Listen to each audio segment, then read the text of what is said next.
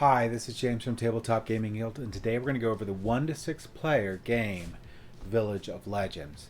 Now, to get to the 6 player count, you're going to need an expansion with this, so base game as it is, it's 1 to 4 player. Just a simple caveat for it, but let's go ahead down to the table here. I'll show you a general overview of how the game plays, and then we'll come back and I'll give you my final thoughts.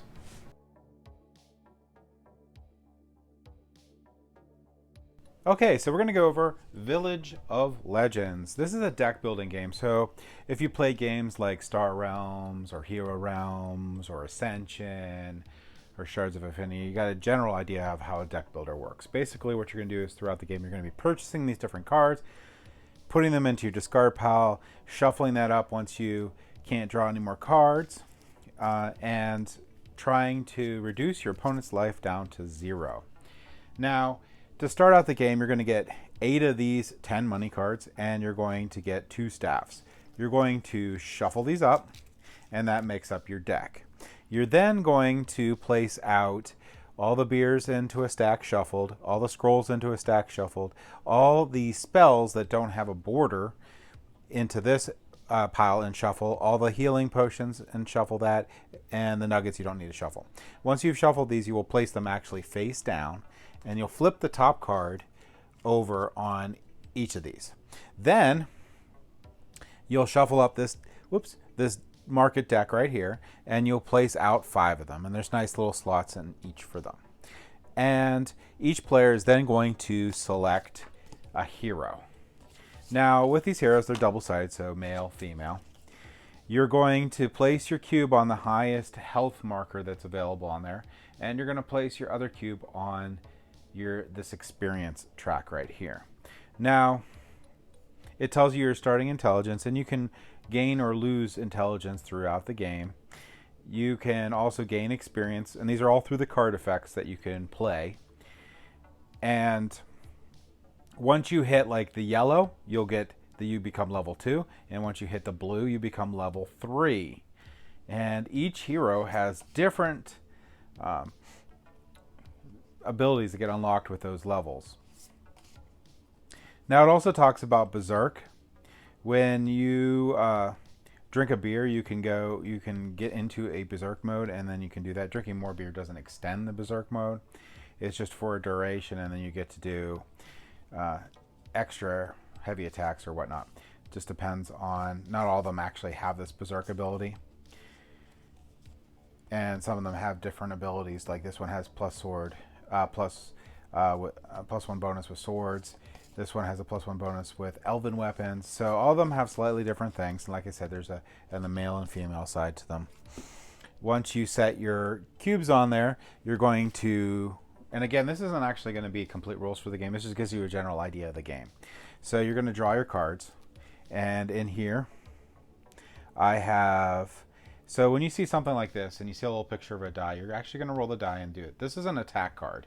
So these are an attack cards, and this is money. So I have 50 money, and I have an ability to attack. Now, when I roll this die, I have a 5 here. So I'm going to take 5 minus 2, and that means that this opponent will now take 3 damage off of my staff that I just played. That'll go into my discard pile, so I'll say here. And one thing to keep in mind is when you draw 5 cards at the end, every time at the end of the round, if you have 2 cards on here, you're going to draw those 2 cards and then shuffle your discard pile and draw from there.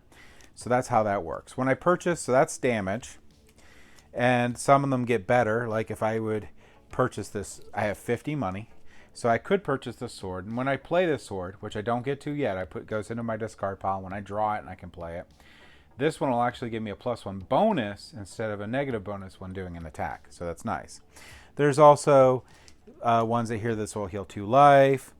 You have spells that do damage, and this is the required intelligence in order to play the spell. And this one here again, plus 1 damage to any player or monster. Now, if a monster comes out and plays, so if I find a monster in here and I end up with this goblin, I actually have to defeat this goblin with his health right there before I can buy from the market. So those are cool ways to try to like limit or reduce how, just basically stop people from getting from the market as often, maybe slow them down a little bit. If someone has a lot of steam going because they have a lot of gold and whatnot, that's that. You can also purchase these nuggets. The price is here. This one gives you 30 gold. You can purchase, the purchase prices are on the bottom here. Now, when you kill a monster, so let's say I did have this goblin in here, I actually get the market value as my experience, so I will go up 40 experience.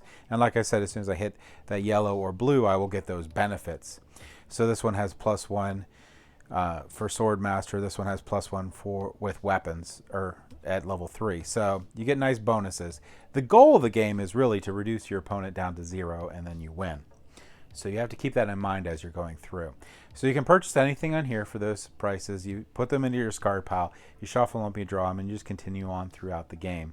You're trying to gain experience, you're trying to keep your health below 0, and you're trying to reduce your opponent's health down to 0. So that is just a basic overview of Village of Legends.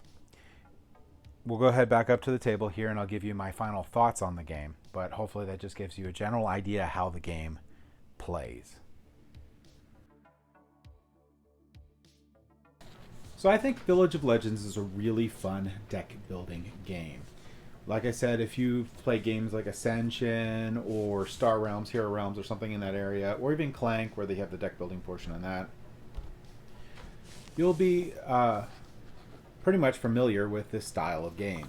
Now, this game actually seems to emulate like some RPG portions in it, which I really like. Normal deck building games, or at least most deck building games I've played, don't include dice, but this does.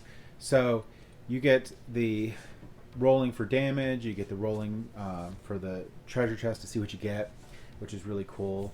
There's a nice balance between like getting offensive and defensive stuff throughout the game. You have to be mindful of being able to keep your health up, but still being able to damage the opponent. And also the monsters coming into play are really nice because you have to be able to figure out how to work around them, but then you also can affect your opponent that way because it blocks the market. So the market is pretty much like the most important thing in this game. You're going to be continually building your deck. I really like, and I don't think I mentioned it when I went over the overview of the game, is one of the things you can do is you can sell your cards for half the market value, so half the gold. This is a really cool mechanism in this deck building game. A lot of deck building games have specific cards that let you remove cards out of your deck to make it more efficient. This is really nice because it is built in, and you can already thin out your deck and make it more efficient. So I really like that concept and that idea. And plus it also helps you, not only are you just getting rid of the card, but it helps you get better cards too, because you get some gold back from it. So really cool addition to the deck building genre is that concept, and I like it a lot. So if you like deck building games and you like RPGs, or you like the fantasy style theme, this is a game you'll probably want to check out. It's really nice, really well done. Highly recommend it. That's my thoughts on Village of Legends.